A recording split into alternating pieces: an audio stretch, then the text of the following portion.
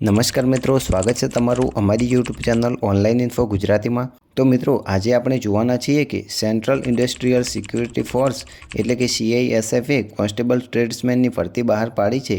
આ ભરતી ઝુંબેશમાં 1161 ખાલી જગ્યાઓ ઉપલબ્ધ છે અને રસ ધરાવતા ઉમેદવારો 5 માર્ચ 2025થી 3 એપ્રિલ 2025 સુધી ઓનલાઈન અરજી કરી શકે છે। જો તમે CISFમાં નોકરી શોધી રહ્યા હોવ તો આ તક ગુમાવશો નહીં। આ ભરતીમાં 10 પાસ ઉપર તમે ફોર્મ ભરી શકો છો। ભરતીમાં ફોર્મ ભરવા માટે તમારી ઉંમર 18 વર્ષથી ઓછી અને 23 વર્ષથી વધારે ન હોવી જોઈએ। તેમજ CISFના રૂલ પ્રમાણે અમુક કેટેગરીમાં ઉંમરમાં છૂટછાટ પણ આપવામાં આવશે। તો આ ભરતીનું ફોર્મ તમે કેવી રીતે ઘરે બેઠા મોબાઈલ અથવા કમ્પ્યુટરથી સરળતાથી ભરી શકો છો તેની સંપૂર્ણ પ્રોસેસ આપણે આ વિડીયોમાં જોવાના છીએ। તો ચાલો વિડીયો જોઈએ। જો વિડીયો ગમે તો વિડીયોને લાઇક કરજો અને ચેનલમાં નવા હોય તો ચેનલને સબસ્ક્રાઈબ કરજો, જેથી તમને અમારા નવા વિડીયોની અપડેટ મળતી રહે। તો મિત્રો, તમારે સૌથી પહેલાં મોબાઈલ અથવા કમ્પ્યુટરમાં ગૂગલ ક્રોમ અથવા કોઈપણ બ્રાઉઝર ઓપન કરી લેવાનું છે। ત્યાર પછી સર્ચ બારમાં તમારે CISF રિક્વાયરમેન્ટ ટાઈપ કરી અને સર્ચ કરવાનું છે। ત્યાર પછી તમને CISFની પહેલી જ વેબસાઇટ જોવા મળશે, તેના પર ક્લિક કરવાનું છે। ત્યાર પછી તમને આ પ્રકારનું પેજ જોવા મળશે, જેમાં તમારે લોગિન ઉપર ક્લિક કરવાનું છે। ત્યાર પછી જો અગાઉ તમે CISFમાં ફોર્મ ભરેલ હોય તો તમારે સીધું કોન્સ્ટેબલ ટ્રેડ્સમેન 2024 ઉપર ક્લિક કરવાનું છે। ત્યાં તમારે રજિસ્ટ્રેશન નંબર અને પાસવર્ડ નાખીને સબમિટ કરવાનું છે। જો તમે રજિસ્ટ્રેશન નંબર અને પાસવર્ડ ભૂલી ગયા હોય તો તમારે forgot registration ID and password ઉપર ક્લિક કરવાનું છે અને ત્યાં ડિટેલ ભરીને ID પાસવર્ડ મેળવી લેવાનો છે। અને જો તમે CISFમાં પહેલીવાર ફોર્મ ભરી રહ્યા છો તો તમારે ન્યૂ રજિસ્ટ્રેશન ઉપર ક્લિક કરવાનું છે, જેમાં તમારે બેઝિક ડિટેલ એન્ટર કરવાની છે। જેમાં સૌથી પહેલાં તમારે 10માની માર્કશીટ અનુસાર તમારે તમારું નામ એન્ટર કરવાનું છે, જેમાં તમારે મિસ્ટર, મિસિસ કે શ્રી કંઈ લગાડવાનું નથી, ખાલી તમારે 10માની માર્કશીટ પ્રમાણે નામ દાખલ કરવાનું છે। વેરીફાઈ નેમમાં તમારે ફરીથી તમારું નામ એન્ટર કરવાનું છે। ત્યાર પછી હેવ યુ ઇવર ચેન્જડ નેમમાં તમે તો જો તમારું નામ ચેન્જ કરેલ હોય તો તમારે યસના ઓપ્શન ઉપર ક્લિક કરવાનું છે અથવા નોના ઓપ્શન પર ક્લિક રહેવા દેવાનું છે। ત્યાર પછી તમારે તમારા પિતાનું નામ 10માની માર્કશીટમાં જે રીતે હોય તે રીતે અહીં એન્ટર કરવાનું છે। ત્યાર પછી ફરીથી તમારે પિતાનું નામ એન્ટર કરવાનું છે। ત્યારબાદ માતાનું નામ એન્ટર કરવાનું છે। ત્યારબાદ ફરીથી તમારે માતાનું નામ એન્ટર કરવાનું છે। ત્યાર પછી ડેટ ઓફ બર્થ એન્ટર કરવાની છે। ત્યારબાદ તમારે તમારું જેન્ડર સિલેક્ટ કરવાનું છે। ત્યારબાદ કેપ્ચા કોડ ફિલઅપ કરી સબમિટ બટન ઉપર ક્લિક કરવાનું છે। સબમિટ ઉપર ક્લિક કર્યા બાદ તમારે તમારો મોબાઈલ નંબર એન્ટર કરવાનો છે। ત્યાર પછી એના એ જ મોબાઈલ નંબર ફરીથી એન્ટર કરવાનો છે।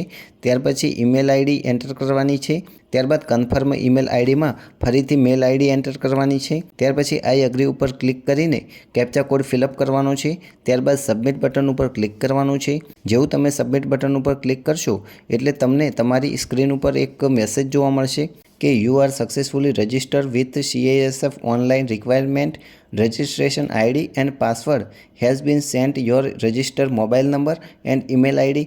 એટલે કે તમે જે મોબાઈલ નંબર અને ઈમેલ ID એન્ટર કરી હતી તેના ઉપર તમારી ID અને પાસવર્ડ મોકલવામાં આવ્યો છે, જે તમારે જોઈ લેવાનો છે। ત્યાર પછી એક પ્રોસેસ પૂર્ણ કર્યા બાદ તમારે મોબાઈલ નંબર અને ઈમેલ ID વેરીફાઈ કરવાની છે। તેથી તમારે verify mobile number and email ID ઉપર ક્લિક કરવાનું છે। ત્યાર પછી તમને જે રજિસ્ટ્રેશન નંબર મળ્યો છે તે તમારે અહીં એન્ટર કરવાનો છે। ત્યાર પછી જનરેટ OTP ઉપર ક્લિક કરવાનું છે। ત્યાર પછી તમારા મોબાઈલ નંબર અને ઈમેલ ID ઉપર એક OTP જશે, તે OTP અહીં એન્ટર કરવાનો છે। તે OTP અહીં એન્ટર કરીને વેરીફાઈ OTP ઉપર ક્લિક કરવાનું છે। તમે વેરીફાઈ OTP ઉપર ક્લિક કરશો એટલે તમારો મોબાઈલ નંબર અને ઈમેલ ID વેરીફાઈ થઈ જશે। ત્યારબાદ તમારે કોન્સ્ટેબલ ટ્રેડ્સમેન 2024 ઉપર ક્લિક કરવાનું છે। ત્યાર પછી તમને મળેલ રજિસ્ટ્રેશન નંબર અને પાસવર્ડ એન્ટર કરવાનું છે અને કેપ્ચા કોડ ફિલઅપ કરી સબમિટ ઉપર ક્લિક કરવાનું છે। ત્યાર પછી ક્લિક હિયર એપ્લાય બટન પર ક્લિક કરવાનું છે। ત્યાર પછી પેજ પર જોવા મળતી માહિતી તમારે એકવાર વાંચી લેવાની છે। તમે જે ફોર્મની અંદર ફોટો અપલોડ કરો તે ફોટોગ્રાફ ભરતીની જાહેરાતની તારીખથી 3 મહિનાથી જૂનો ન હોવો જોઈએ અને ફોટોગ્રાફ ઉપર ડેટ મેન્શન હોવી જરૂરી છે। ત્યાર પછી તમારે બધી માહિતી વાંચ્યા પછી કન્ટિન્યુ બટન ઉપર ક્લિક કરવાનું છે। ત્યાર પછી તમારી સામે ફોર્મ ભરવાની વિગતો ખુલી જશે, જેમાં સૌથી પહેલાં તમારે general, EWS, OBC, SC, ST જે તમારી કેટેગરી હોય તે સિલેક્ટ કરવાની છે। ત્યાર પછી રાજ્ય સિલેક્ટ કરવાનું છે। ત્યાર પછી તમે જો બીજા કોઈ રાજ્યમાં સ્થળાંતર કર્યું હોય તો તમારે યસના ઓપ્શન પર ક્લિક કરવાનું છે અથવા તો નો રાખવાનું છે। ત્યાર પછી એજ્યુકેશન ક્વોલિફિકેશનમાં તમારે સિવિલ સિલેક્ટ કરવાનું છે. જો તમે એક્સ સર્વિસમેન હોય તો જ તમારે આર્મી સિલેક્ટ કરવાનું છે. ત્યાર પછી તમારે તમારી હાઈએસ્ટ ક્વોલિફિકેશન સિલેક્ટ કરવાની છે. ત્યાર પછી અહીં તમારે તમારો ધર્મ સિલેક્ટ કરવાનો છે. Whether filing under the category of children and dependent of victim killed in 1984 communal riots of 2002 in Gujarat hill એરિયાથી બિલોંગ કરો છો, એક્સ સર્વિસમેન છો, શું તમે સીઆઈએફમાં પર્સનલ છો, કાં તો તમે ગવર્મેન્ટ એમ્પ્લોય છો, તો અહીં તમારે તમારા according yes and no no option select કરવાનો છે. ત્યાર પછી તમે જે ટ્રેડમાં ફોર્મ ભરવા માંગતા હોય તે ટ્રેડ સિલેક્ટ કરવાનો છે. તમે કોઈ પણ એક ટ્રેડ સિલેક્ટ કરી શકો છો.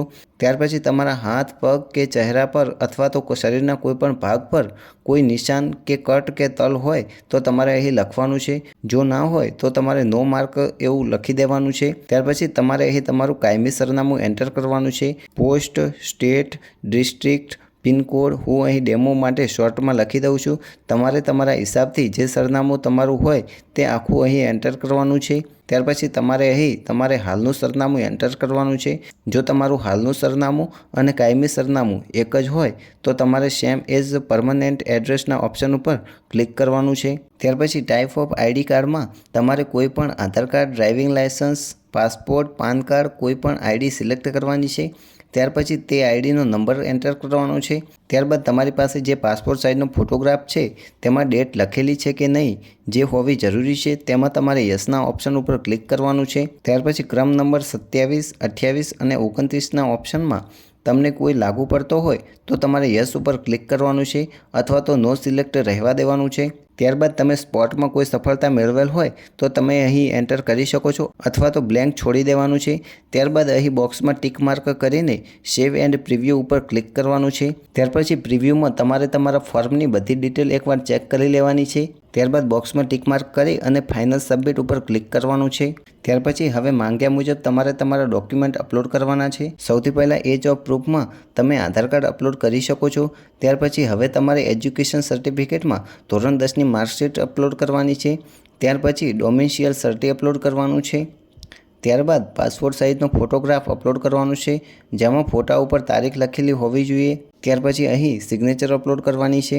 બધા ડોક્યુમેન્ટ એકવાર અપલોડ કરીને તમારે વ્યૂ ફાઇલ ઉપર ક્લિક કરીને બધા ડોક્યુમેન્ટ એકવાર જોઈ લેવાના છે, ચકાસી લેવાના છે. ત્યાર પછી સેવ એન્ડ કન્ટિન્યુ ઉપર ક્લિક કરવાનું છે.